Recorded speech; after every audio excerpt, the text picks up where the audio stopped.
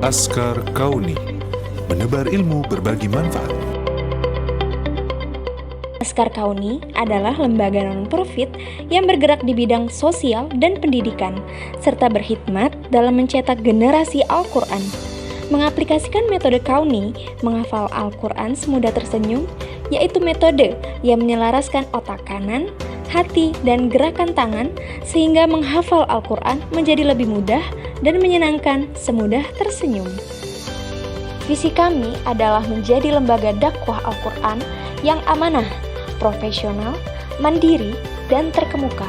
Sedangkan misi kami adalah mengelola dan mengembangkan lembaga pendidikan Al-Quran, mengelola dan mengembangkan potensi ekonomi umat bagi kemandirian lembaga dan mustahik, dan berperan aktif dalam pemulihan bencana kemanusiaan.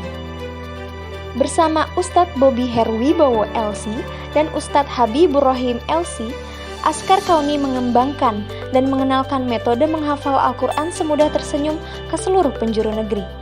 Saat ini, program kami telah mencapai 586 santri boarding di 41 mahat pesantren, 464 rumah tahfiz Kauni Quranic School di Indonesia dan Belanda, 22.000 anggota komunitas penghafal Al-Quran di 24 negara, dan ribuan guru ngaji di 24 provinsi di Indonesia. Mahat Askar Kauni berjumlah 41 mahat boarding di Indonesia dengan jumlah total 586 yakni santri ikhwan laki-laki dan santri akhwat perempuan, dan disekolahkan secara gratis tak berbayar karena 80% santri adalah yatim duafa. Tak hanya itu, program kami yang lainnya adalah program sedekah 1 juta Quran untuk Indonesia dan luar negeri dengan jumlah penerima manfaat mencapai 26.955 di tahun 2020. Rincian penerima manfaat yakni hafiz Quran, yatim duafa, masjid, sekolah, daerah bencana, lapas, dan pelosok pedalaman. Program 1 juta guru ngaji dengan ribuan guru ngaji di 24 provinsi di Indonesia yang mengajarkan metode Kauni menghafal Al-Quran semudah tersenyum. Guru ngaji ini diperuntukkan bagi lembaga pendidikan, perkantoran, komunitas, privat, pedalaman atau pelosok, lapas dan rutan, serta daerah bencana. Program Rumah Tahfiz Kauni Quranic School mencapai 464 Kauni Quranic School di Indonesia dan Palestina dengan jumlah 15.536 santri. Kauni Quranic School adalah program hafal non-asrama untuk berbagai latar belakang dan lintas usia. Lebih dari 80% siswa adalah yatim dan duafa. Program HOTS atau Hafiz on the Street adalah komunitas penghafal Al-Quran melalui dunia maya, yakni menggunakan WhatsApp sebagai media dalam menghafal. Menghafal 1 hari 1 ayat beserta artinya didampingi oleh para asatiz dan asatizah Askar Kauni. Saat ini telah mencapai 22.000 anggota tersebar di 24 negara. Program wakaf adalah program yang mengelola pembangunan dan pengembangan aset berupa sarana dan prasarana, mahat dan rumah tahfiz Kauni Quranic School. Saat ini telah mencapai 250 penerima manfaat pembangunan masjid dan 20 penerima manfaat peternakan. Program Solidarity Care adalah lembaga sosial yang fokus berkhidmat untuk kepentingan sosial dan kemanusiaan yang bertujuan membantu masyarakat seluas-luasnya. Di antara aktivitasnya adalah peduli bencana, kesehatan, kemiskinan, lansia, dan tunanetra. Dalam skala internasional, Solidarity Care juga fokus peduli kepada tanah Palestina serta isu-isu krisis kemanusiaan yang terjadi di seluruh belahan dunia. Mari terus menebar ilmu dan berbagi manfaat bersama Askar Kauni.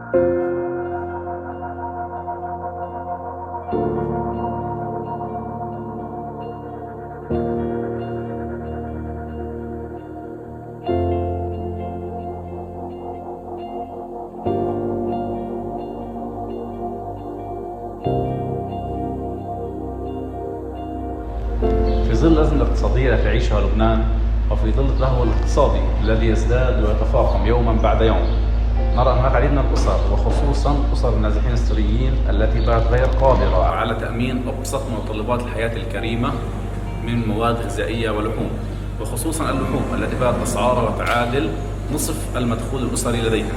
ويأمل النازحين السوريين في هذه الفترة ومع اقتراب شعيرة الأضحية أن يكون لهم نصيب في إدخال الفرحة والبسمة على وجوههم من خلال عطائكم ودعمكم. ونحن في عسكر كونيا سوف يكون لنا نصيب إن شاء الله في إدخال البسمة على وجوههم، ونأمل منكم أيضا دعمكم وعطائكم ليكون لكم نصيب إن شاء الله في دعمهم وإدخال البسمة على وجوههم. وبارك الله بكم.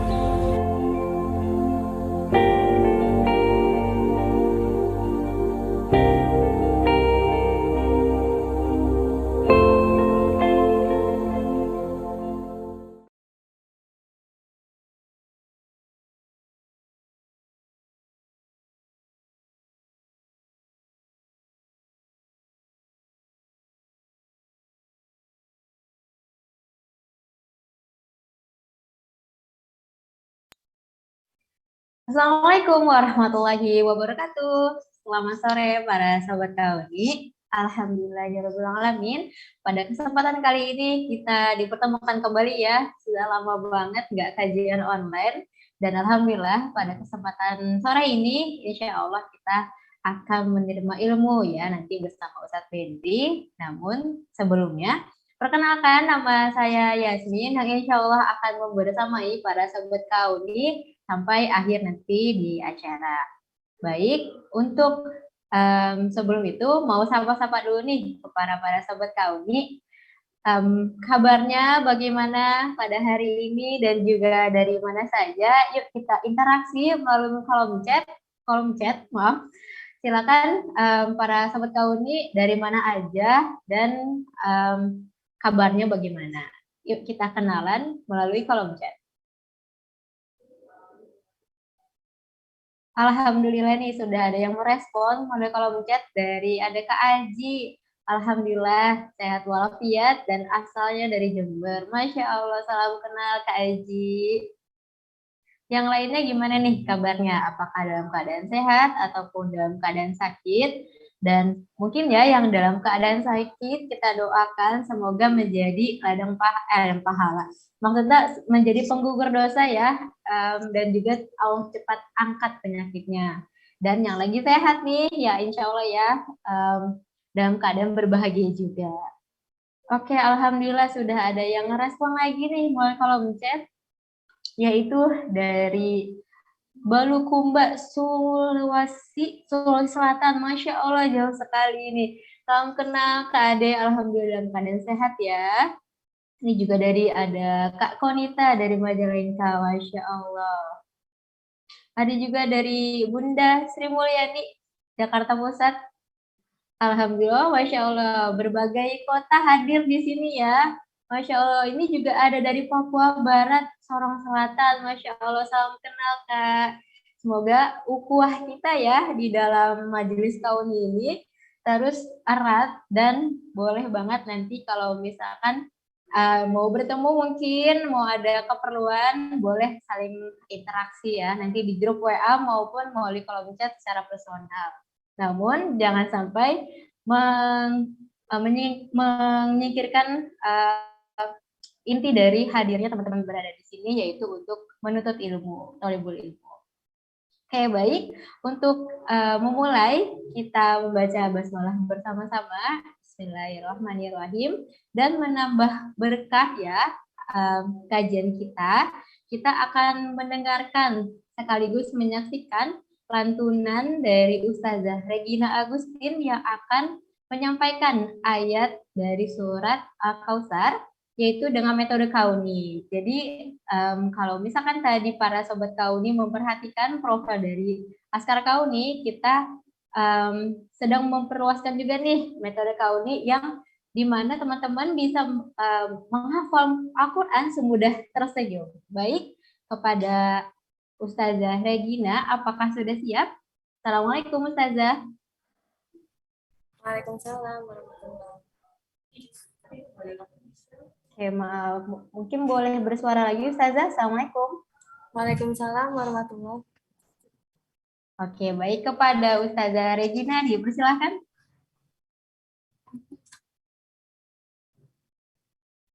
Semua.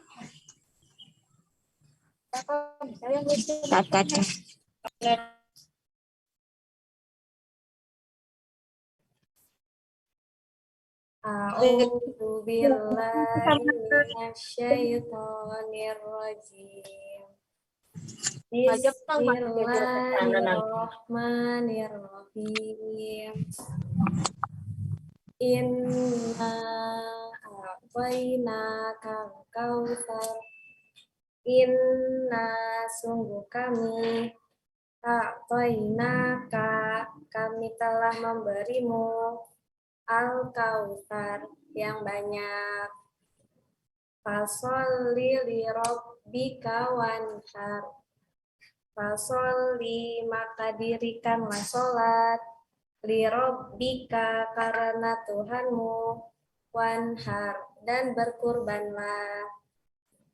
Inna syani'aka huwal abtar. Inna syani'aka sesungguhnya orang yang membencimu huwa ia adalah al-abtar orang yang terputus. Shadaqallahul azim. Maha benar Allah atas segala firman-Nya.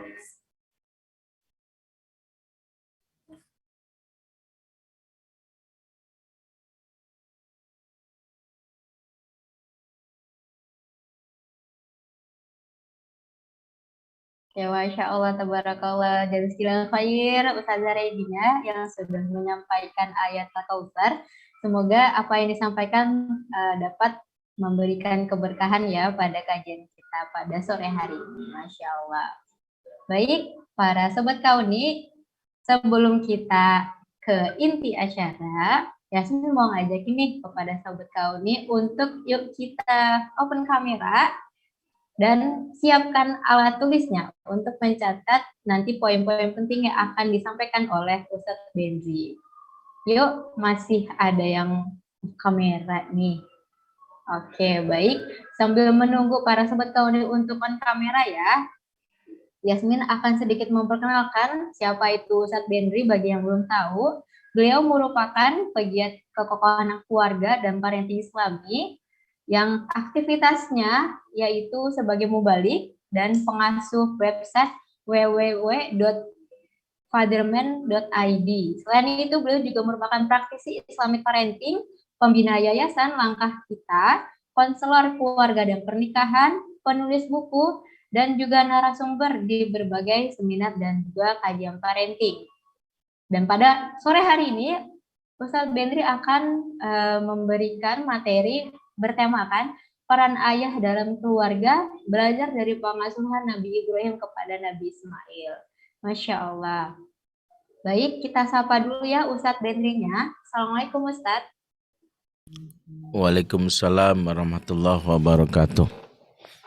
Bagaimana kabarnya hari ini Ustadz? Alhamdulillah, bikhair, sehat insyaallah. Alhamdulillah. Baik Ustadz, apakah sudah siap? Ya, silakan. Ya, baik. Kepada Ustadz Benzi dipersilakan. Baik, Masya Allah, jazakillah khair. Buat Mbak Yasmin dan atau MC yang mempersilakan. Bismillahirrahmanirrahim. Assalamualaikum warahmatullahi wabarakatuh. Alhamdulillah, assalatu wassalamu ala rasulillah wa ala alihi wa sahbihi wa mawalah. Ashhadu an la ilaha illallah wahdahu la syarikalah wa ashhadu anna Muhammadan abduhu wa rasuluhu alladzi la nabiyya ba'dah wa la haula wa la quwata illa billah wa ba'd. Ikhwatal iman, a'azakumullah jami'an. Bapak-bapak, ibu-ibu, saudara-saudariku semua, ikhwan wa akhwatillah, khususnya jamaah kajian yang diadakan oleh Askar Kauni yang menyimak baik lewat channel Zoom atau mungkin via channel YouTube dimanapun saat ini berada. Alhamdulillah Allah izinkan kita di sore hari ini di bulan Zulhijjah, di mana di 10 hari pertama adalah hari-hari yang utama. Allah izinkan kita untuk bisa menikmati hidangan ibadah 10 hari bulan Zulhijjah, dan ini adalah waktu-waktu yang baik ya, karena Allah Subhanahu wa taala bersumpah di antara doa yang atau sumpah Allah di dalam surah Al-Fajr, walayalin ashrin, ya, demi malam-malam yang 10. Di antara makna malam yang 10 itu adalah selain 10 malam terakhir di bulan Ramadan, juga adalah 10 malam pertama di awal bulan Zulhijjah. Maka kita bisa maksimalkan 10 hari pertama di bulan Zulhijjah untuk memperbanyak ibadah kepada Allah Subhanahu wa taala dengan berzikir, ya, bertakbir, bertahlil dan istighfar sebanyak-banyaknya. Bahkan dianjurkan kita untuk berpuasa sejak awal bulan Zulhijjah. Khususnya jangan lupakan puasa Yaum Arafah, puasa hari Arafah yang insyaallah 9 Zulhijjah kita laksanakan. Bapak Ibu melakukan Allah, di kesempatan hari ini tidaklah afdal rasanya kalau berbicara tentang bulan Zulhijjah kita tidak berbicara tentang keluarga yang diabadikan nama Al-Quran, dimulai dari sosok seorang ayah yang luar biasa, yaitu adalah sosok keluarga, yaitu Nabi Allah Ibrahim alaihissalam. Keluarga yang Allah sematkan kepada mereka label keluarga terbaik, sebagaimana firman Allah dalam surat Ali Imran ayat 33, Innallaha astafa Adama wa Nuha wa ala Ibrahim wa ala Imrana alal alamin. Sesungguhnya Allah memilih Adam, memilih Nuh, keluarga Ibrahim dan keluarga Imran atas segala umat. Di antara hamba-hamba Allah yang terpilih, Allah berikan penyematan keluarga Ibrahim selain keluarga Imran sebagai keluarga terbaik, ala Ibrahim. Maka inilah sejatinya pembelajaran buat kita bahwa bulan Zulhijjah adalah bulan bagaimana kita mengupgrade diri menjadi keluarga yang terbaik layaknya Ibrahim. Dan keluarga Ibrahim tidaklah menjadi keluarga terbaik kecuali ada sosok yang sangat penting yang jadi pembicaraan kita, yaitu adalah sosok seorang ayah yang diperankan oleh Nabiullah Ibrahim alaihissalam. Inilah pembahasan kita berbicara tentang sosok seorang ayah, dan memang ini adalah pelajaran yang harus diresapi oleh kita semua. Sayangnya kajian-kajian tentang ayah ini yang berbicara tentang ayah, lagi-lagi justru yang mendengar menyimakkan lebih banyak ibu-ibu. Ya, saya melihat misalnya di layar dari peserta Zoom yang hadir, maka saya melihat justru ibu-ibu ini sungguh sangat miris, ya. Sama seperti ketika saya membahas kajian tadabbur Quran surat Luqman, yang hadir justru ibu-ibu. Saya bilang ini bukan tadabbur surat Luqman, ini tadabbur surat Luqmanah, ya. Bagaimana bisa berbicara tentang seorang ayah Luqman yang hadir adalah ibu-ibu, ya. Padahal ini adalah pembahasan yang penting. Alhamdulillah, justru ya kita bicara tentang ayah Ibrahim ini harusnya berbicara tentang figur seorang ayah. Kenapa? Karena kita belajar bagaimana tanggung jawab sebagai sosok yang super sibuk. Ayah dengan kesibukannya adalah sesuatu yang boleh dibilang lazim dialami seorang laki-laki. Seperti Ibrahim yang kita tahu adalah ayah yang luar biasa sibuk. Tapi dengan kesibukannya tidak menghalangi perannya sebagai sosok ayah yang bertanggung jawab. Karena sejatinya ayah dengan kesibukannya dia terjerat sebuah tanggung jawab yang besar yang Al-Quran sudah memuatnya di dalam surat At-Tahrim ayat 6, ayat yang sering kita bacakan. Ya ayyuhalladzina amanu qu anfusakum wa ahlikum nar. Hai orang-orang beriman, jaga dirimu dan keluargamu dari api neraka. Ayat ini sudah sering kita dengar, dan ini adalah sapaan Allah khususnya kepada para lelaki, yaitu para ayah, agar menjaga diri dan keluarga dari api neraka. Ini adalah sebuah peringatan dari Allah bahwa SOP pertama jadi seorang ayah kepala keluarga adalah menjaga diri dan keluarga dari api neraka. Dan itu dimulai dengan kata-kata, hai orang-orang yang beriman. Maka seharusnya para laki-laki begitu semangat dahulunya beribadah seperti berpuasa, ketika ditanya kenapa sih semangat banget puasa, mereka akan mudah menjawab, karena saya ingat pesan Allah dalam surat Al-Baqarah 183, ya ayyuhalladzina amanu kutiba alaikumusiyam, hai orang-orang beriman diwajibkan atas kamu berpuasa. Jadi kalau ditanya, saya beriman Ustadz, makanya saya berpuasa. Bagus, ini adalah alasan yang baik dan alasan yang logis. Tapi kalau untuk berpuasa kita menyertakan iman karena disapa oleh kalimat ya ayyuhalladzina amanu, maka jangan sampai mendidik anak, mendidik keluarga, kita lupa bahwa Allah juga memuji dengan kalimat hai orang-orang beriman. Ya ayyuhalladzina amanu. Jangan sampai itu berpuasa ngaku beriman, untuk bertanggung jawab mendidik anak dan keluarga justru tidak beriman. Inilah yang harus kita pahami khususnya laki-laki, bahwa semangat laki-laki memperbaiki diri dan keluarganya semua karena dorongan atas dasar iman.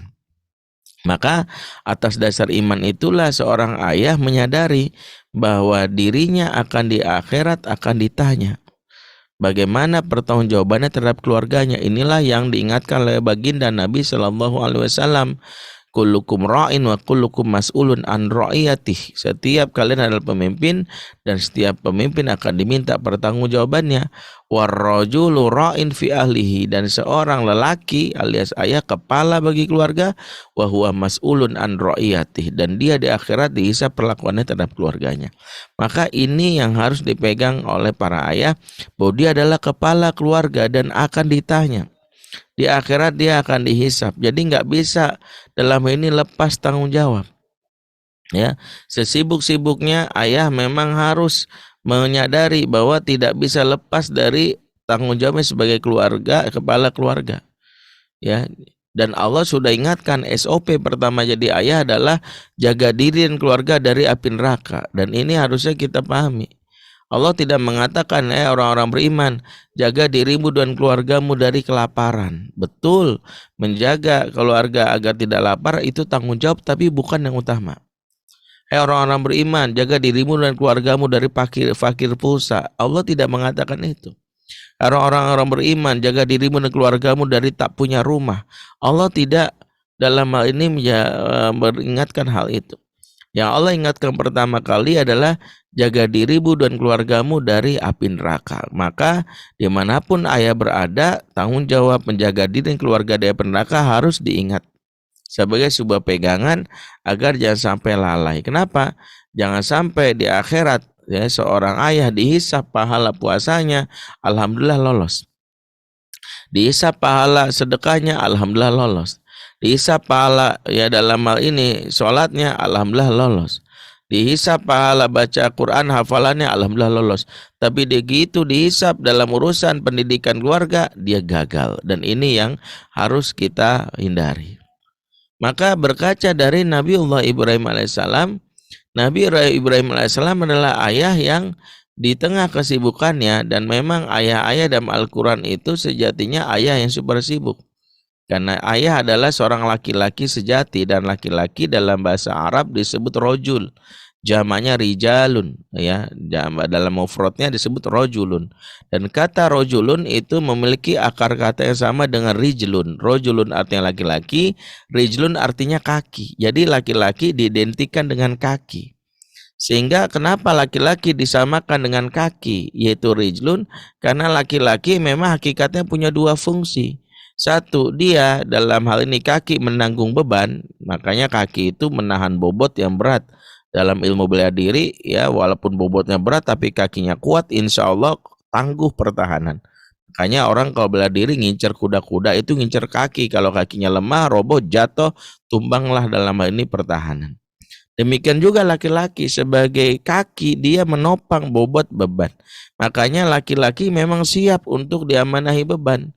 dia menanggung beban dari istri, anak, mertua, ipar, curhat tetangga. Memang begitulah hakikat laki-laki. Jadi kalau dia bilang, aduh banyak banget tanggung jawab saya, laki banget. Justru itu laki-laki. Makanya sebaik-baiknya laki-laki adalah Nabi Muhammad SAW. Ya, beliau disebut sebaik-baiknya laki-laki. Di antaranya adalah menanggung beban umat. Ini yang pertama, laki-laki sebut kaki. Yang kedua, laki-laki sebut kaki karena punya fungsi kaki itulah bergerak, muharrik, melangkah. Sehingga memang identik laki-laki itu bergerak, tidak mager di rumah aja. Perintah di rumah aja lah untuk perempuan, waqarna fi buyutikunna. Staylah kamu di rumahmu. Kalau laki-laki, dia perintahnya adalah bergerak ya untuk ya mencari nafkah ya, atau menjalankan peran peradaban di luar. Ya, jadi laki-laki bukan yang stay di rumah aja ngapain ya karena merasa waduh saya dinasihati untuk jadi ayah yang baik. Kalau gitu saya resign dari kantor, bisnis online aja ya, jualan hijab Alila, Tupperware, Oriflame gitu ya, pasang Instagram, cek IG aku ya sis. Enggak begitu. Laki-laki enggak yang di rumah ya dia mager, bukan, dia tetap bergerak. Begitulah sehakikat yang dialami oleh seorang Nabi Ibrahim. Beliau ada sosok laki-laki yang bergerak dan kita tahu bagaimana catatan amal solehnya, bagaimana beliau Allah jadikan bahkan sebagai pemimpin bagi manusia di masa itu. Dalam surah Al-Baqarah misalnya 124 beliau disebutkan inni ja'ilun linnasi imama. Ya, sesungguhnya aku berikan kepadamu bagi manusia seorang pemimpin. Inni ja'aluka linnasi imama, dan aku menjadikan kamu bagi manusia seorang pemimpin. Allah jadikan seorang Ibrahim sebagai pemimpin bagi manusia. Dan ini adalah sebuah penghargaan Allah bagaimana seorang lelaki seperti Ibrahim yang memang punya jiwa kepemimpinan. Manfaatnya adalah dirasakan. Dan apa yang dilakukan Ibrahim ini sejatinya adalah cikal bakal dalam pengasuhan. Apa? Karena seorang anak butuh yang namanya kekaguman kepada ayah yang produktif. Makanya ayah disarankan belajar dari Ibrahim yang punya banyak karya, karena setidaknya karya ayah yang sejatinya dengan kesibukannya memberikan impact bagi jiwa anak. Di antara yang anak rasakan bagi ayah yang memiliki banyak karya adalah rasa kagum. Ayahnya bukan orang biasa. Ayahnya adalah sosok yang luar biasa dan itu harusnya motivasi bagi laki-laki. Ya, karena itulah kalau ada ayah yang sibuk, pastikan kesibukannya kesibukan yang bermanfaat, yang dirasakan oleh anak, jejaknya nampak dilihat oleh anak. Jangan sampai ayahnya jarang pulang ya. Kita tanya, "Mah, ayah mana sih?" Tahu kayaknya mancing kali gitu. Itu kayaknya goes sepeda tuh, ayah lagi senang goes sepeda. Jangan. Ayah itu harus menunjukkan bagaimana kesibukan yang worth it, kesibukan yang memberikan pengaruh. Karena itulah seorang ayah yang sibuk, maka impact pertama memberikan jalan bagi anak untuk memiliki rasa kagum, karena kesibukan ayah ada kesibukan yang produktif. Itu adalah salah satu tanggung jawab seorang ayah. Maka akan sangat menyakitkan bagi anak kalau ayahnya jarang pulang, tapi karena sibuk untuk memuaskan hasratnya. Ya, ditambah bahwa seorang ibu yang dalam hal ini menceritakan jiwanya yang terguncang. Ini juga satu PR bagi seorang ayah. Ibu yang tersakiti adalah sebuah bentuk yang namanya penyalahgunaan peran dan membuat seorang ayah susah untuk dikagumi oleh anaknya. Makanya seorang Nabi Ibrahim mampu membuat bagaimana istrinya dalam hal ini bisa kagum disebabkan karena sosok Nabi yang produktif ini dia menjalankan perannya dan membuat istrinya tahu suaminya bukan lelaki biasa. Ini pula lah yang mendasari mengapa seorang Hajar ridho ketika harus ditinggalkan di negeri yang tandus tak ada tanam-tanaman. Kalau kita tahu sejarah awal mula bagaimana ya seorang Ibrahim membawa istrinya karena perintah Allah untuk hijrah ke negeri Hijaz. Asal mula Ibrahim berasal dari negeri Syam, yaitu adalah di Palestina, karena terjadi kecemburuan antara istri pertama yaitu Sarah dengan Hajar. Maka Ibrahim melakukan tindakan memisahkan antara istri-istrinya ini dan diantaranya mencari tempat tinggal yang dianggap sebagai tempat yang terbaik. Di antara yang Allah berikan petunjuk adalah pindah ke negeri yang kita tahu namanya Mekah, yaitu ada Ka'bah di dalamnya. Maka ketika Ibrahim membawa istrinya yaitu Hajar, begitu juga Ismail, Ibrahim harus berangkat lagi karena tugas kenabiannya di daerah Syam. Saat beliau berangkat, istrinya sempat bertanya, "Duhai suamiku, betulkah engkau tinggalkan kami di sini?" Sempat bertanya. Sampai akhirnya Ibrahim gak bisa menjawab. Kemudian berangkatlah, bertanya lagi istrinya, melihat Ibrahim terus melangkah, "Duhai suamiku, betulkah engkau tinggalkan kami di sini?" Karena melihat tempat tinggal yang ditempati, tempat tinggal yang boleh jadi tidak layak untuk ditempati, ya, secara tempat tinggal gersang, tandus, tidak ada tanam-tanaman. Dia bertanya lagi dan Ibrahim pun bingung menjawabnya.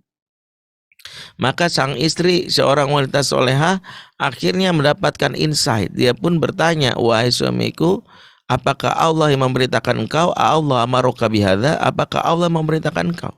Dan memang seorang Nabi Ibrahim tidaklah mungkin bertindak kecuali atas perintah Allah. Maka dia pun menjawab, "Na'am, iya." Dan disitulah seorang istri dari yang awalnya sungguh kaget dan heran karena sikap suaminya, lama-lama menjadi ridho. Kemudian berkata, "Duhai suamiku, berangkatlah engkau, pergilah engkau. Sungguh jika Allah yang memerintahkan, tidak mungkin Allah menyanyiakan kami. Aku ridho." Dan ridhonya istri inilah salah satu yang menjadi bekal seorang Ibrahim dalam pengasuhan. Ini kata kuncinya. Banyak para ayah yang pergi meninggalkan istri, lupa mencari ridhonya istri. Ingat, ridho suami bagi istri adalah kewajiban syar'i, tapi ridho istri bagi suami adalah kewajiban pengasuhan. Sebab istri yang tidak ridho karena suami yang meninggalkannya atau cuek terhadap hal urusannya, maka rentan akan membuat anak dalam hal ini begitu membenci ayahnya. Kenapa? Karena lisan ibu yang tidak ridho ini tanpa sadar akan menceritakan hal-hal negatif ayahnya. Ya, misalnya ketika anak bertanya, "Mah, ayah mana sih?" Jangan nanya ayah. "Ayah jahat tinggalin kita di sini. Emang tuh tukang kawin." Maaf gitu. Dasar ayah tuh. Dan setiap kalimat-kalimat yang dilontarkan istri karena keselnya terhadap suami akan berdampak kepada psikologisnya anak. Beda dengan Ibrahim. Disebutkan dalam sebuah riwayat ketika Ismail bertanya, "Man abi ya ummi?" Ayahku tuh siapa? Karena Ibrahim ayah yang jarang pulang. Ayahnya super sibuk.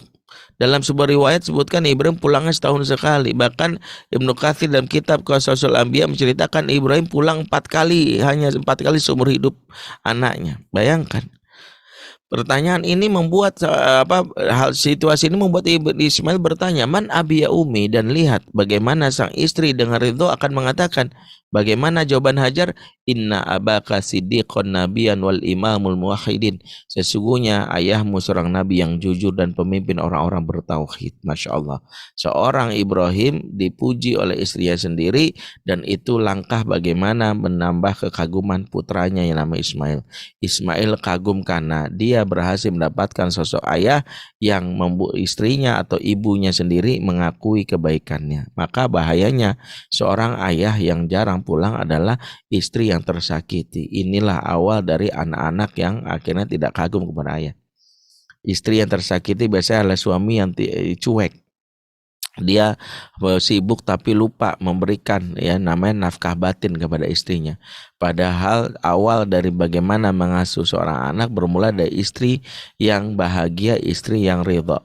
Bayangkan seorang istri yang tak ridho, dia tanpa sadar energi negatifnya dilimpahkan ke putranya, ke anaknya. Itu yang membuat anak-anak diasuh dengan kondisi emosi negatif, dan itu akan menular kepada putranya atau putrinya.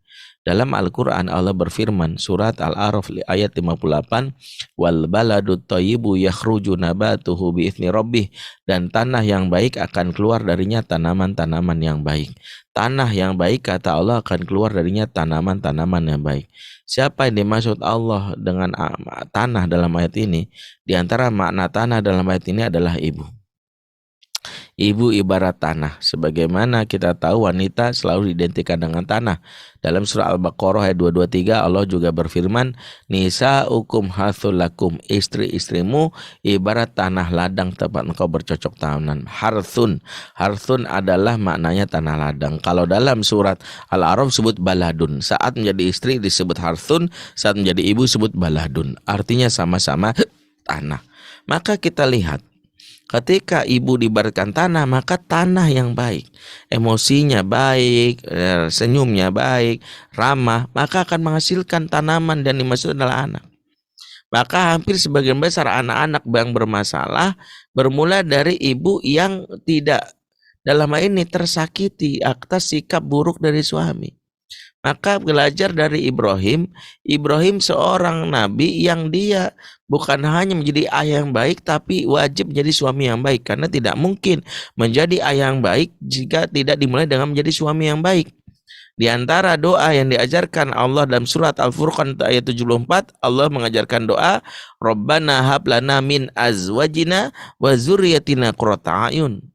Bayangkan Allah mengajarkan doa, ya Allah, karena dari pasangan kami dan keturunan kami yang menyejukkan mata. Ternyata sebelum mengharapkan punya keturunan yang qurrata ayun alias zuriyah yang qurrata ayun, maka Allah mengajarkan pastikan pasangan kita sudah qurrata ayun.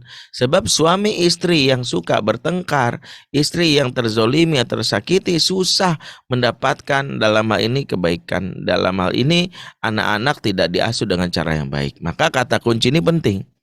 Kata kunci bagaimana menjadi seorang Ibrahim adalah ayah yang mampu membuat istrinya ridho. Ini kadang tidak disadari oleh para suami. Silakan sibuk sebagai bentuk tanggung jawab laki-laki, tapi pastikan istri ridho. Ridhonya istri berkaitan dengan apa? Agar dia bisa dengan lapang mengasuh putranya, tidak lantas membuat dia dalam hal ini membuat putranya itu justru tidak kagum kepada dirinya. Maka hati-hati dengan curcolan istri. Jangan sampai istri ketika ditanya oleh putranya misalnya, ya ayahmu mana? Jangan nanya ayah, ini ayah, mama ini korban ayahmu. Ya, orang lain makan daging, mama makan ati tiap hari. Nah, nggak boleh.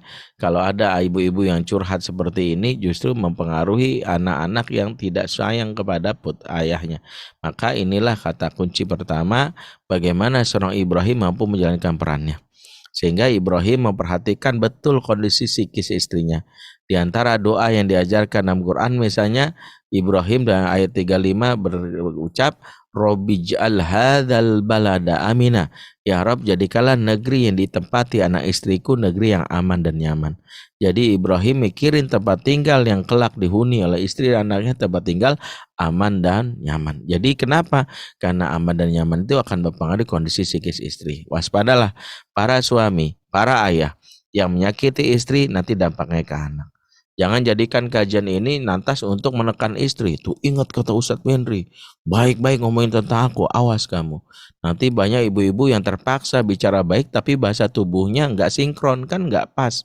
Bapak kamu baik banget, baik gitu, nggak pas. Ngomongin bapaknya baik tapi bahasa tubuhnya itu sambil gemeter gitu.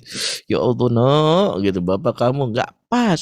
Seorang suami harusnya menyadari bahwa kalau dia ingin dipuji dan menjadi jalan anaknya untuk kagum kepadanya, pastikan dimulai dari istri yang bahagia. Makanya Hajar menjadikan bagaimana kebahagiaan dirinya dirasakan dengan ridho, bahwa dia punya seorang suami yang sibuk dan dia suami yang dikenal baik dan penyayang yang bertanggung jawab. Jadi kita harus mulai dengan bagaimana seorang ayah yang memulaikan diri menjadi sosok seorang suami yang peduli terhadap istri, bukan sekedar berbicara tentang anak. Karena ingat, pengasuhan ayah bermula dari sebelum jadi ayah yang baik harus dimulai dari suami yang baik. Ini kata kuncinya. Maka ketika ayah sibuk tapi dia mengabaikan hak istri, istri tersakiti, maka itu yang membuat istri melumpahkan emosi negatif. Maka di antara tugas ayah kalau ingin belajar Ibrahim, bahagiakanlah istri. Sebab kebahagiaan istri menular ke buah hati. Happy mom, happy children, happy wife, happy life. Ini kata kuncinya.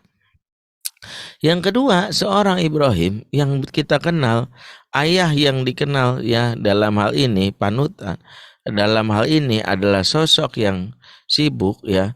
Beliau juga sosok ayah yang memahami betul bahwa tidaklah mungkin mengubah kondisi atau menginspirasi anaknya kecuali dengan dirinya dahulu yang menjadi pusat perubahan. Apa maksudnya? Ini penting kita pahami.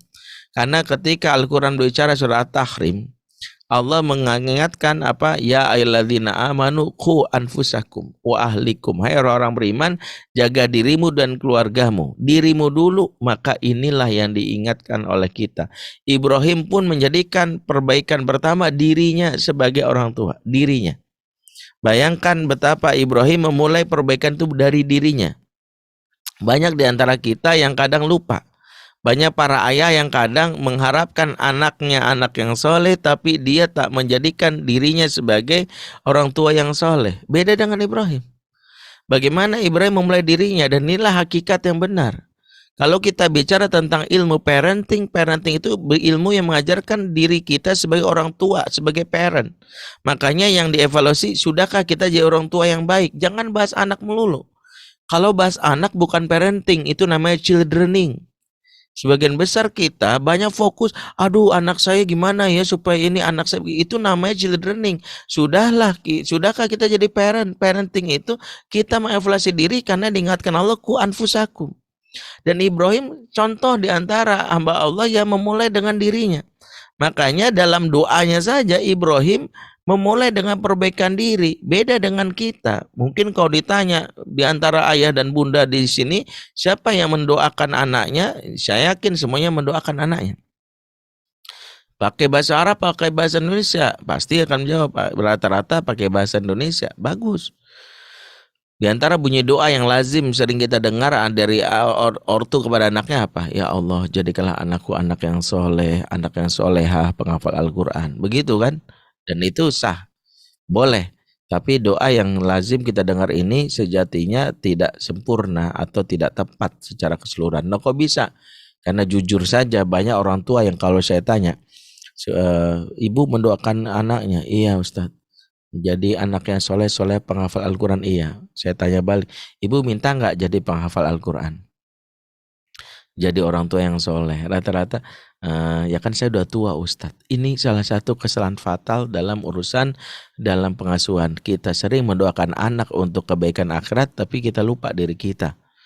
Makanya kalau untuk anak sering doanya, ya Allah jadikanlah anakku anak yang soleh penghafal Al-Quran. Itu kalau berkaitan dengan kebaikan akhirat. Tapi kalau orang tuanya sering doanya, ya Allah tambahkanlah gajiku, naikkanlah jabatanku, mudah-mudahan 2024 lolos ke Senayan, ya kepilih lagi jadi anggota dewan. Giliran orang tua mintanya dunia, anak akhirat, nggak nyambung. Makanya ini yang sering kali menjadi salah satu awal yang membuat kita nggak bisa menjadi contoh. Beda dengan Ibrahim. Lihat doanya Ibrahim dalam surat misalnya Ibrahim ayat 35 misalnya, Robbi ja'al hadzal balada amina wajnubni wa baniya an na'budal asnam. Ya Rob, jadikanlah negeri ini negeri yang aman dan jauhkanlah aku dan keturunanku dari menyembah berhala. Ibrahim sosok ayah yang memperhatikan perbaikan diri sampai berdoa, ya Allah jadikanlah aku dan keluargaku. Dirinya padahal kan dia nabi, masa iya nabi ya dalam hal ini ya menyembah berhala, tapi dia menjadikan perlindungan dirinya sebagai yang pertama, jauhkanlah aku dan keturunanku dari menyembah berhala. Jadi Ibrahim meminta dirinya dan keturunannya. Ini kita sering lupakan. Jangan sampai seorang ayah dan bunda lupa meminta, ya Allah jadikan aku penghafal Al-Quran. Supaya apa? Supaya ada gerak buat anak juga. Atau lihat dalam surat Ibrahim ayat 40. Bagaimana Ibrahim berdoa? Robbi ja'alni muqimas sholati wa min dzurriyyati. Ya Rabb, jadikanlah aku penegak sholat, demikian juga keturunanku. Beliau meminta jadikan dirinya. Bayangkan Ibrahim meminta dirinya dulu. Padahal kan dia nabi, masa iya dia nggak sholat? Tapi Ibrahim ingin mengajarkan bahwa anak akan mudah dalam hal ini tergerak mengikuti jejak kalau ortu sebagai lokomotif sudah memulainya. Maka jangan sampai banyak orang tua yang dalam hal ini sering memikirkan perubahan anak, lupa perubahan dirinya. Karena anak itu adalah cermin. Kalau kita melihat anak itu sedang bercermin, maka seperti lagi orang bercermin. Kalau ibu lagi bercermin, muka ibu nampak cemong, banyak misalnya noda, maka orang yang cerdas akan bukan menggosok-gosok cermin, tapi dia membersihkan dirinya, cerminnya pun mengikuti apa yang terjadi. Banyak orang tua yang melihat anaknya itu, misalnya, anak saya itu gak sabaran banget Ustadz. Dia lupa anak gak sabaran bisa jadi dari orang tua yang gak sabaran. Tapi kita sendiri gak memperbaiki sikap sabar kita. Kan banyak orang tua ya ngajar sabar tapi gak sabar. Nah, sabar, ya Allah, kamu gak sabar banget. Awas kamu kalau gak sabar. Mama cubit nih, sabar. Gimana anak bisa sabar kalau ibunya sendiri ngajar sabar nggak sabar? Anak akan merasa sabar itu di lisan aja. Maka besok-besok dia ngajarin adiknya sabar sambil nyubit. Adik sabar, adik awas nih. Kok kamu begitu nyubit adik kamu? Aku ngajar sabar bunda. Sabar yang dilihat oleh anak lebih berbekas daripada apa yang didengar oleh lisannya.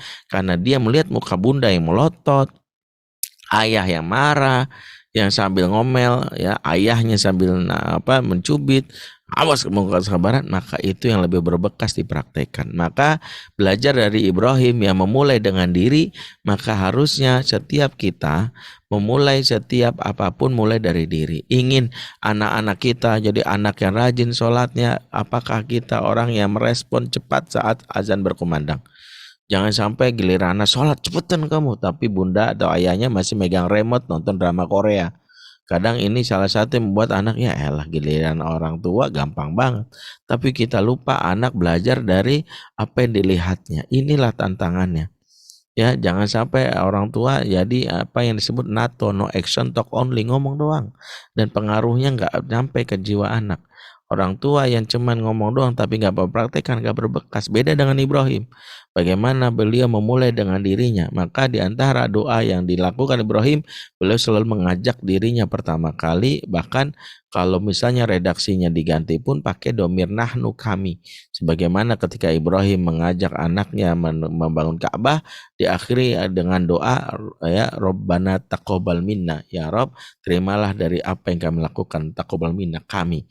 Artinya dirinya dan anaknya dilibatkan dalam hal ini. Jadi poinnya, Ibrahim mampu membuat jejak dimulai dari apa? Yaitu selain dia punya sosok ayah yang baik yang dilisankan oleh istrinya, yang merasakan kebaikannya sebagai suami, dia juga sosok yang selalu memperbaiki dirinya, yang itulah awal dari kebaikan. Yang ketiga, Ibrahim adalah ayah yang memiliki visi misi yang kuat. Sesibuk-sibuknya ayah, jangan lupa bahwa dialah peletak dasar visi dan misi. Bahwa ayah adalah kepala sekolah. Kalau ada pepatah mengatakan al-ummu madrasatul ula wal abu ro'isuha. Ibu madrasah pertama seorang anak, ini pepatah yang tepat. Tapi belum tepat belum sempurna, karena yang sempurna adalah al-ummu madrasatul ula wal abu ro'isuha. Ibu madrasah pertama seorang anak dan ayah adalah kepala sekolah.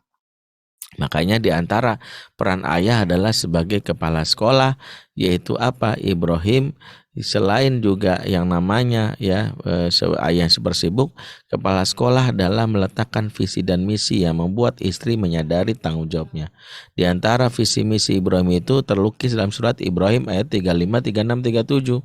Para ulama menyebut minimal ada 4 visi seorang Ibrahim. 1, visi akidah, disebutkan dalam surat Ibrahim ayat 35 dan 36, yaitu visi yang sangat kuat karena saking pentingnya akidah sampai dibahas di 2 ayat.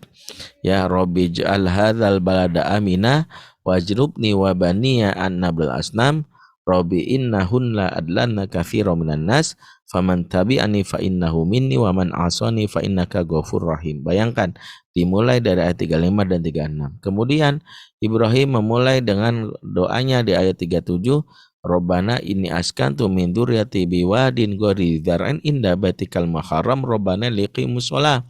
Ya Tuhan kami, sesungguhnya aku menempatkan istriku negeri yang tandus, tak ada tanam-tanaman, asa dekat dengan rumahmu yang dimuliakan, agar anakku menegakkan sholat.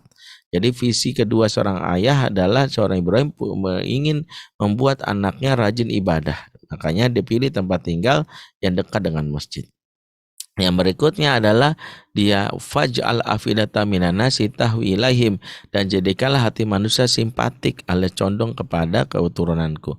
Ibrahim memikirkan bagaimana putranya menjadi putra yang dicintai oleh manusia. Jadi jangan mengajarkan putranya yang penting mah ya di mata Allah kamu baik. Kita juga harus mengajarkan anak kita di mata manusia itu baik, alias menjaga muamalah, karena itulah doanya Ibrahim. Faj'al afidata minan nasi tahwi ilaihim, artinya dia punya visi putranya itu punya hablum minan nas yang baik lewat akhlak yang mulia. Warzuqhu minats tsamarati la'allahum yashkurun, dan karuniakanlah rezeki kepada mereka keturunanku, yaitu dari mengelola buah-buahan. Ibrahim ingin anaknya menjadi sosok entrepreneur alias punya jiwa yang tidak bergantung kepada gaji dari atasan. Dia ingin putranya menjadi jiwa yang mengandalkan rezeki, diantaranya mengelola buah-buahan. Inilah hebatnya Ibrahim. 4 visi Ibrahim, mulai visi akidah, visi ibadah, visi akhlak sampai visi entrepreneur skill. Itulah wujud seorang ayah yang diwujudkan dalam doa surat Ibrahim ayat 35, 36, 37. Maka seorang ayah jangan sampai tidak punya visi. Jangan sampai kalau ditanya mau dibawa kemana anak kita, ayah jawab mengalir bagai air. Ini repot. Karena kalau ngalir ke air itu yang bagus kalau ngalir ke sungai. Yang repot kalau ngalir ke septic tank. Nah ini bahaya karena nggak jelas mau dibawa kemana. Maka pastinya ayah punya visi misi dalam pengasuhan. Kemudian karena waktu kita terbatas, belajar juga dari Ibrahim. Ibrahim peduli terhadap keluarganya, diantaranya mencari tempat tinggal yang terbaik, di mana Ibrahim memilih tempat tinggal yang mungkin di masa itu tidak lazim dimiliki seorang keluarga, sebuah keluarga. Bayangkan di dalam surat Ibrahim ayat 37, Ibrahim berdoa, Rabbana inni askantu min dzurriyyati biwadin ghairi dzar'in indah Baitikal Muharram. Ya Tuhan kami, sesungguhnya aku menempatkan anak istriku negeri yang tandus tak ada tanam-tanaman, asal dekat dengan rumahmu. Kebayangkan kalau kita baca ayat ini dari awal, kita akan berasumsi kok bisa seorang ayah nyari tempat tinggal nggak mikirin kenyamanan, alias cuman negerinya tandus tak ada tanam-tanaman. Ini ayah model apa? Tega banget. Tempat tinggalnya tandus, nggak ada tanam-tanaman, ya nggak usah nanya Indomaretnya ada nggak, pasti nggak ada ya. Isi ulang pulsa di mana kagak ada, ke salon nggak ada, karena ini tempat tinggal yang disebutkan kalau tandus nggak ada tanam-tanaman. Tapi Ibrahim membuat alasan yang menarik. Di antara jawabannya mengapa tempat tinggal tandus tidak ada tanam-tanaman, dia nggak peduli, yang penting dekat dengan rumahmu, yaitu Ka'bah yang dimuliakan. Ternyata Ibrahim dalam memilih tempat tinggal lebih memilih aspek keberkahan dibandingkan aspek strategis atau ekonomis. Sebab banyak di antara orang tua, khususnya ayah, nyari tempat tinggal yang dipikirin adalah strategisnya. Dekat jalan tol, kepresetnya sampai Jakarta, alhamdulillah. Dia tidak mikirin ya dalam hal ini tempatnya ini layak nggak. Di antara ciri tempat tinggal yang layak buat pendidikan, dekat dengan masjid. Ini wajib. Jangan sebaliknya adalah dekat dengan mall atau pasar. Karena Rasulullah sudah memberitahu dua hal yang berlawanan. Ya kata Rasulullah, ahabul billah dinallah kasratul masajid wa aqdabil billah dinallah kasratul aswaq. Sebaik-baiknya negeri yang paling dicintailah Allah yang banyak masjidnya, negeri yang paling dibenci Allah yang banyak mall atau pasarnya. Justru kita tahu antara masjid dan mall dibenturkan dalam hadis ini. Bahkan dalam hadis yang lain riwayat Tirmizi, khairul biqai al-masajid wa asal biqai al-aswaq. Sebaik-baik tempat adalah masjid, seburuk-buruk tempat adalah mall atau pasar. Alias apa? Kalau ingin mendidik anak, jangan merasa bangga tinggal dekat mall, karena justru anak melatih diri jadi Abdul Butun, hamba perut alias konsumtif. Justru tempat terbaik adalah cari tempat tinggal yang dekat dengan masjid. Kenapa? Setidaknya masjid itu membuat malaikat yang dalam sebuah hadis, dia akan membentangkan sayapnya dan menaungi, memberikan keberkahan bagi tetangga-tetangga sekitar masjid. Jadi di antara yang menyebabkan anak-anak itu kehilangan keberkahan hidup karena salah nyari lokasi. Lokasinya mikirin adalah dekat-dekat sumber-sumber yang sifatnya ekonomis. Makanya kalau ayah yang peduli nyari tempat tinggal, nanya masjidnya dulu. Misalnya datang ke sebuah developer, dia presentasi, oh tempat tinggal Bapak nih luar biasa Pak. Di sini ada mallnya Pak depannya, insya Allah juga ada kolam renangnya, kita ada sport centernya, insya Allah ada CCTV, dan ada bangunan. Pokoknya ada taman-tamannya. Kita mungkin terpesona, tapi jangan pernah lupa tanyakan, maaf Pak ya, masjidnya sebelah mana?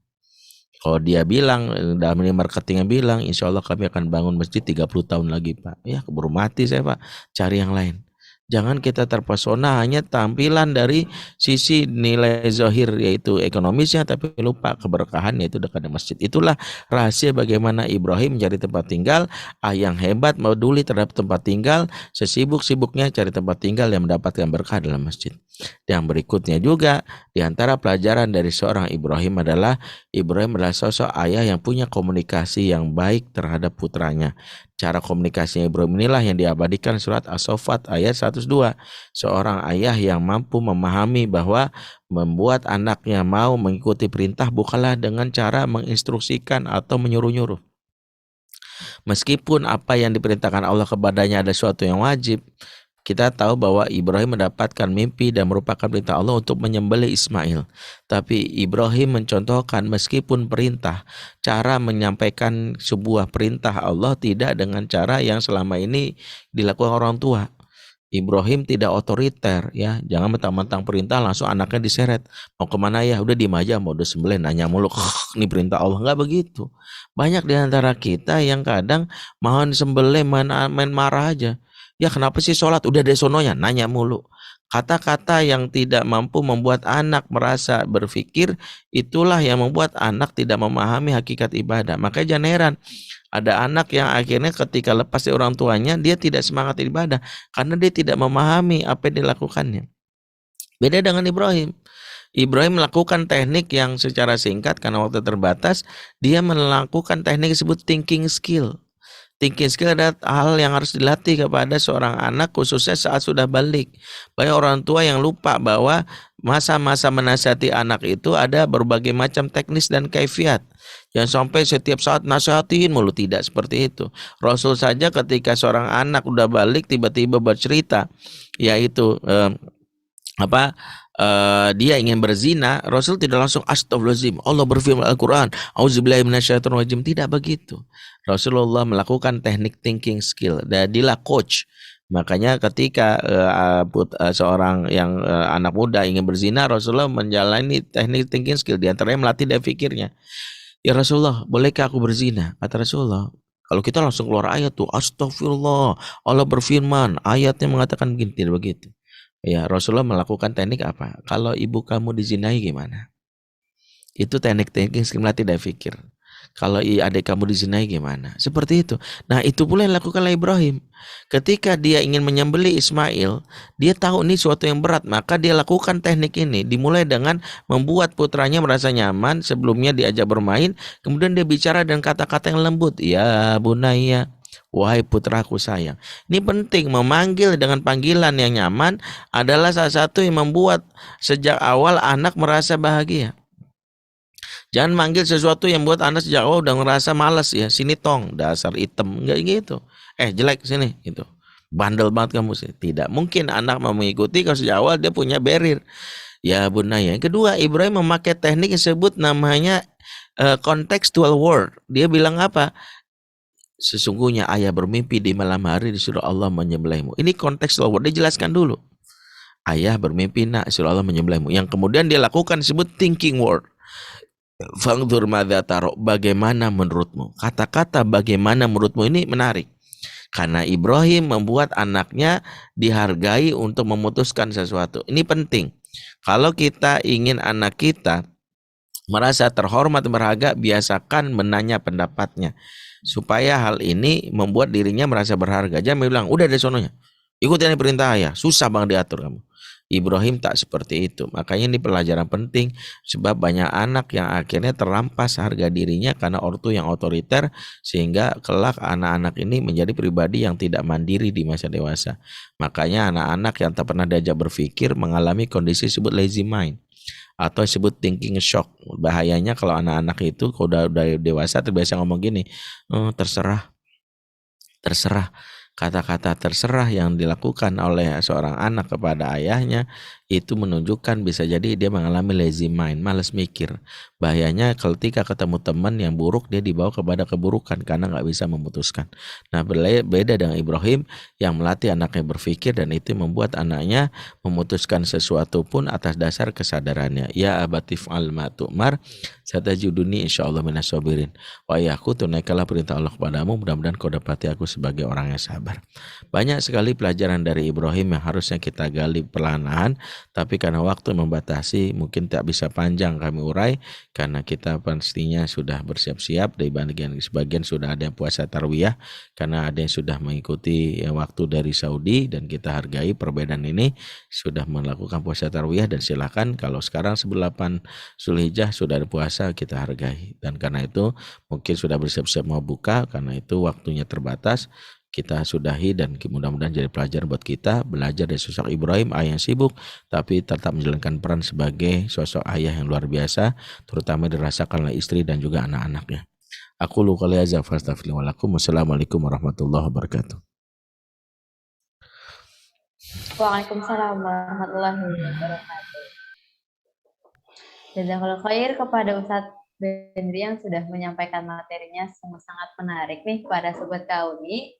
Namun bagi yang ingin bertanya, sudah nggak sabar pasti ya, kita tahan dulu karena ada informasi yang ingin Yasna sampaikan, dan informasinya diawali dengan video. Untuk operator dipersilakan.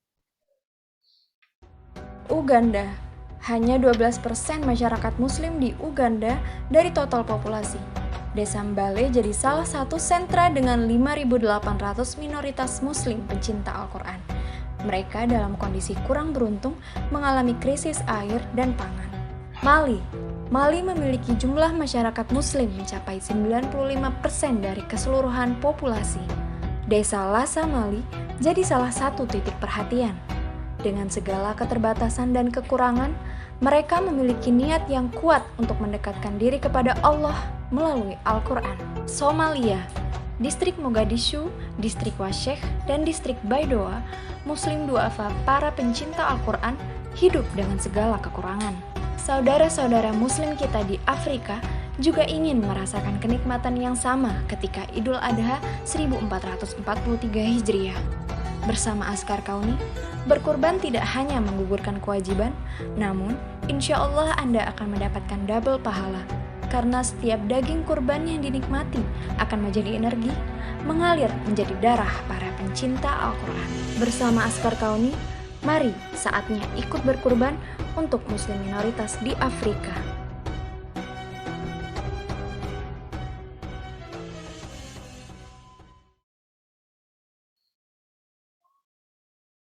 Baik, para Sobat Kauni, pada hari ini di 77 nih, Askar Kauni memfasilitasi untuk para Sobat Kauni berkurban, yaitu Extraordinary Sale 77, kurban anti ribet langsung sat-sat. Dan pada kesempatan kali ini untuk sepertujuh sapi Afrika hanya 2 juta aja nih, dari 2.250.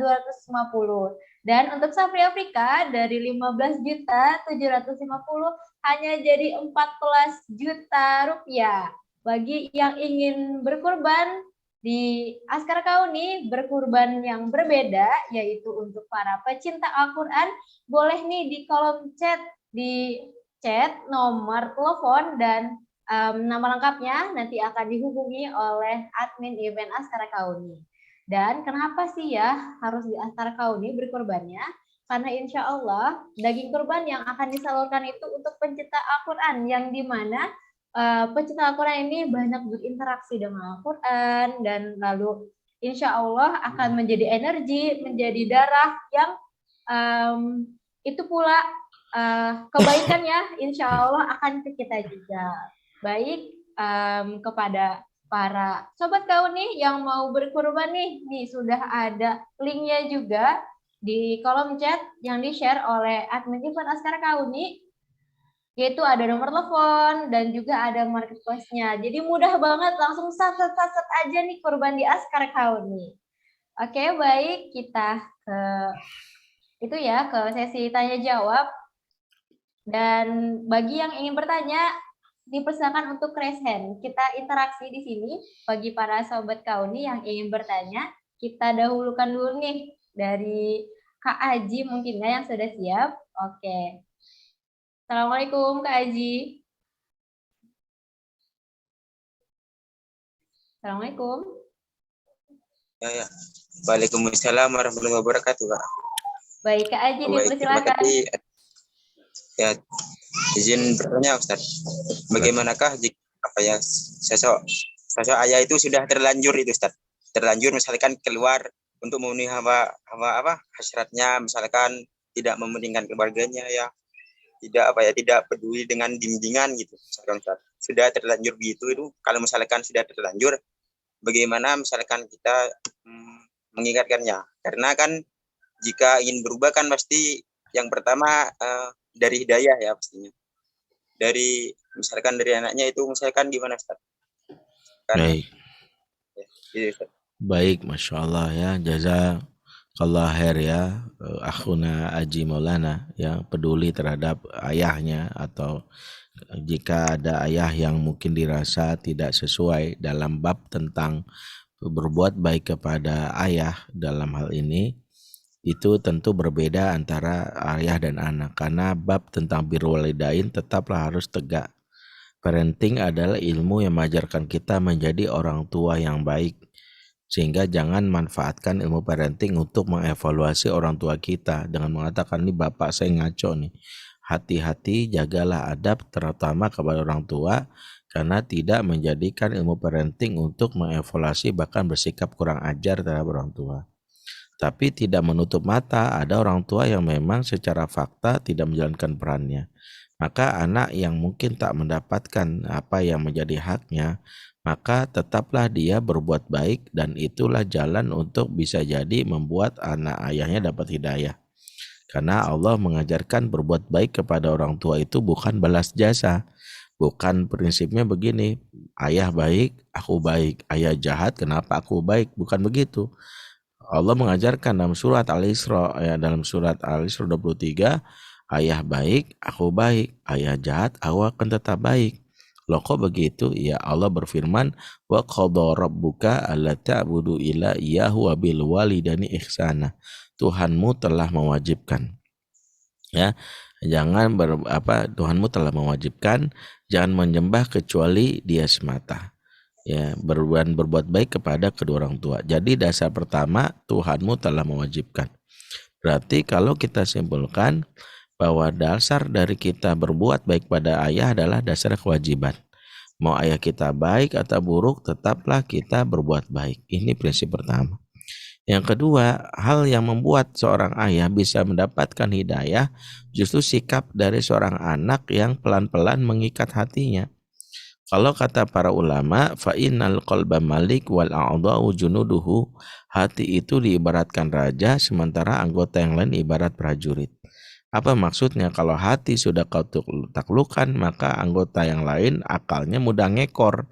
Maka kalau kita ingin membuat hati ayah kita tergerak berbuat baik, maka di antara cara yang diajarkan dalam surat Al-Isra 23 adalah Allah mengajarkan fakul lahuma qaulan karima. Maka katakanlah kepada mereka, kepada orang tua, qaulan karima. Menarik kalau kita kaji, kalau ortu kepada anak, redaksi Quran mengatakan qaulan sadida. Kalau suami istri qaulan ma'rufa, tapi kalau anak kepada ortu qaulan karima.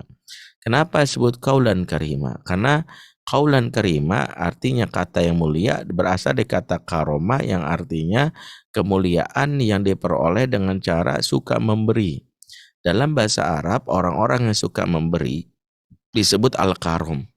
Artinya orang-orang yang suka memberi disebut al-karom karena suka memberi, maka disebut dia mulia karena suka memberi. Ketika Allah mengatakan dalam Quran qaulan karima, maka ini nasihat Allah kepada kita, jangan banyak ngomong ke orang tua, tapi banyakkan memberi. Karena sikap memberi yang pelan-pelan akan membantu orang tua tunduk kepada kita karena sering kita beri. Maka pelan-pelan ketika kita beri, apalagi dia sudah kita tolong, maka mudah untuk mengajaknya. Inilah yang diajarkan dalam Al-Quran. Jadi mengingatkan orang tua yang lalai, yang mungkin dia tidak menjalankan perannya sebagai seorang kepala keluarga, maka sebagai anak yang sudah mendapatkan hidayah dari Allah, jaga hidayah itu, nikmati hidayah itu dengan cara pelan-pelan mendakwahi ayah dengan cara yang baik dan lembut, sebagaimana Ibrahim yang tetap berkata cinta kepada ayahnya dalam surat Maryam ayat 44. Ya abati la ta'budu syaitan, inna syaitana kana lirrahmani asiyah. Wahai ayahku sayang. Bayangkan Ibrahim tetap memanggil ayah dengan ayah sayang, menunjukkan Ibrahim lembut sekali kepada ayahnya, tidak sekalipun menyakiti perasaan ayahnya. Wallahu a'lam bishawab. Masya Allah, tabarakallah. Terima kasih banyak Kak Aji atas pertanyaannya dan juga syukron atas jawabannya Ustadz. Kita ke penanya selanjutnya nih, sudah ada Kak Yurli yang sudah on kamera, seperti sudah siap. Assalamualaikum Kak Yurli. Waalaikumsalam. Ustadz mau bertanya bagaimana hukumnya seorang ayah yang tidak memenuhi nafkah keluarga tetapi yang mencari seorang ibu. Ya. Bagaimana kita harus mendakwai seorang ayah? Iya.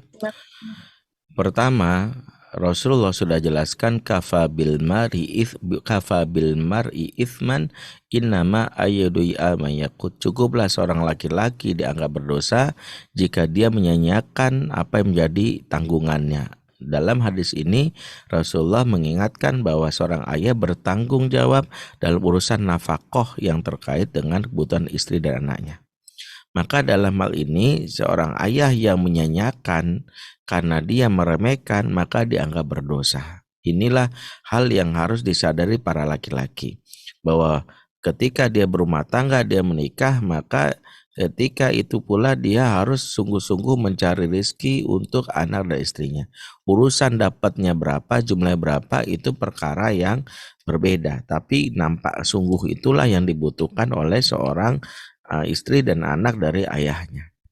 Kalau dia dalam hal ini tidak menjalankan peran ini, maka kelaki-lakiannya itu sudah tercabut. Lelaki sejati dalam Islam bukanlah dengan ototnya yang kekar, bukan karena badannya yang keras. Di antara kelaki-lakian itu sebutkan dalam surat An-Nisa ayat 34.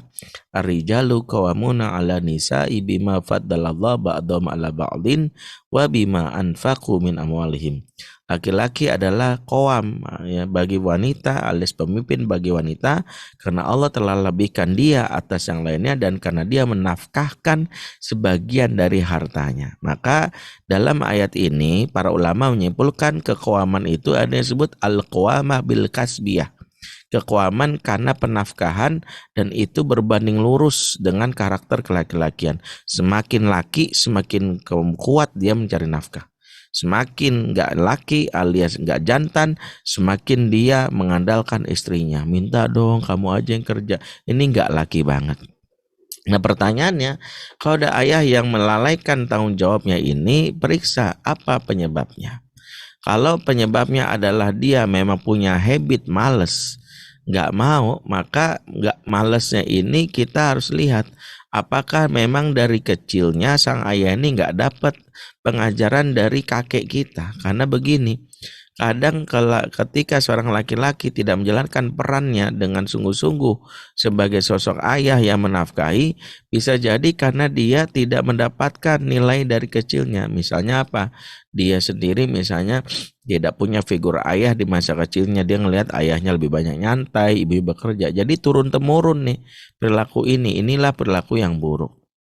Ya, maka kalau kita lihat yang kedua, apakah karena dia memang gak mampu? Kalau dia gak mampu, maka kita membantunya. Kalau kita sudah dewasa dalam hal ini, maka kalau kita sudah gak butuh lagi dinafkahi, minimal kita membantu ayah dalam urusan yang membuat dia bisa menjalankan peran sebagai laki-laki. Apa? Misalnya kita membantu dia untuk dekat dengan orang-orang laki-laki yang punya kemampuan berkomunikasi, menafkahi. Yang berikut yang ketiga, seorang istri yang mungkin dalam urusan ini mampu mencari nafkah bisa melatih suaminya. Di antaranya adalah seorang istri yang mampu mencari nafkah mungkin sedikit banyak juga tidak terus terang menceritakan penghasilannya. Karena itu akan membuat seorang suami mudah mengandalkan. Mungkin dia bisa diam saja atau mungkin sesekali dia boleh meminta suami untuk memenuhi. Mas, boleh nggak aku minta ini? Kalau kita lihat bagaimana sikap dia, mungkin selama ini ada seorang laki-laki yang mungkin tidak muncul jiwa kelaki-lakiannya karena jarang diminta. Sebab istri yang terlalu mandiri pun membuat suami tidak terasa jiwa kepemimpinannya. Maka pentingnya seorang istri itu sesekali untuk misalnya melatih supaya suaminya mau untuk bangkit, jangan menunjukkan kemandirian. Bolehlah kita minta, jangan kadang-kadang kita ngerasa ngapain minta. Kalau itu kita lakukan, membiarkan suami terus aja dalam keburukan sikapnya. Makanya di antara yang dilakukan Bunda Khadijah setelah menikah dengan Nabi, beliau ingin menjaga betul kekawamannya Nabi Muhammad. Maka meskipun beliau seorang yang kaya raya, setelah menikah beliau serahkan hartanya kepada suaminya. Dalam hal ini untuk beliau menyerahkan supaya setelah itu biarlah suaminya yang menafkahinya dan mengelola hartanya. Dan Nabi pun menjaga kehormatan dirinya. Harta yang diserahkan oleh Khadijah pun dipakai untuk dakwah, dan setelah itu dia menafkahi dengan apa yang diperolehnya. Sehingga Khadijah pun mendapatkan nafkah dari apa hasil yang diperoleh dari baginda Nabi dan bekerja. Jadi Nabi menjaga kemuliaannya, Khadijah pun mengetahui, dia pun tidak ingin meninggikan dirinya sehingga membuat Nabi ya dalam hal ini tetap terjaga kewamannya. Maka seorang ibu, seorang istri atau seorang anak perlu sesekali juga untuk misalnya meminta atau menghargai seorang ayah untuk menjalankan perannya. Wallahu a'lam. Oke, Masya Allah. Kita lanjut nih ke penanya selanjutnya. Satu penanya lagi ya Ustadz ya, dari Kak Septi Sari. Assalamualaikum. Waalaikumsalam warahmatullahi wabarakatuh. Terima kasih. Ya, silakan Kak. Sebelumnya, Assalamualaikum warahmatullahi wabarakatuh, Ustadz. Terima kasih atas kesempatannya. Izin bertanya, ini kan saya masih numpang di rumah orang tua. Nah, itu jadi apa? Maaf, kurang jelas. Jadi gini Ustadz, saya kan masih numpang di rumah orang tua. Nah, saat ketika terjadi percekcokan seperti itu orang tua itu mengusir-ngusir kayak gitu. Nah, sedangkan suami itu jauh di luar kota. Nah, maksudnya itu saya mau ikut lagi sama suami dengan kondisi anak saya itu mau saya masukkan ke pesantren. Nah, sedangkan kan kalau kebanyakan orang bilang bahwa di saat usia masih sekolah dasar itu seharusnya bersama orang tua. Nah, sedangkan dari keadaan kondisi lingkungan di tempat tujuan saya nanti itu tidak memungkinkan saya mengajak anak karena di kota besar kayak gitu loh Ustadz, takutnya salah pergaulan. Nah seperti itu. Jadi intinya saya memasukkan ke pesantren kayak gitu. Kira-kira bagaimana ya Ustadz? Dan mengenai orang tua saya ini sudah sering dulu diusir saya pergi, terus habis itu setelah saya pergi saya disuruh pulang lagi, dan setelah saya pulang terjadi kayak gini lagi, kayak gitu loh Ustadz. Bagaimana solusinya saya sebagai anak? Terima kasih atas jawabannya. Baik, ya Bunda Septi Sari, poinnya ketika sudah berumah tangga, maka urusan yang terkait kenyamanan istri tanggung jawab dari suami. Urusan terkait ini harusnya diskusikan dengan suami, suamilah bertindak. Seorang suami ketika menyadari istrinya tinggal sama mertuanya alias ibu dari si anak, alias ibu dari istrinya, maka pastikan dia pun menjalankan perannya, tidak sekedar ya itu kan sama ibunya. Maka kita bilang, tolong kamu yang selesaikan. Jangan kita ini mengasah kelaki-lakian. Misalnya, biarlah dia yang ngomong minta maaf. Biarlah dia yang memastikan bahwa istrinya di bawah tanggungan dia.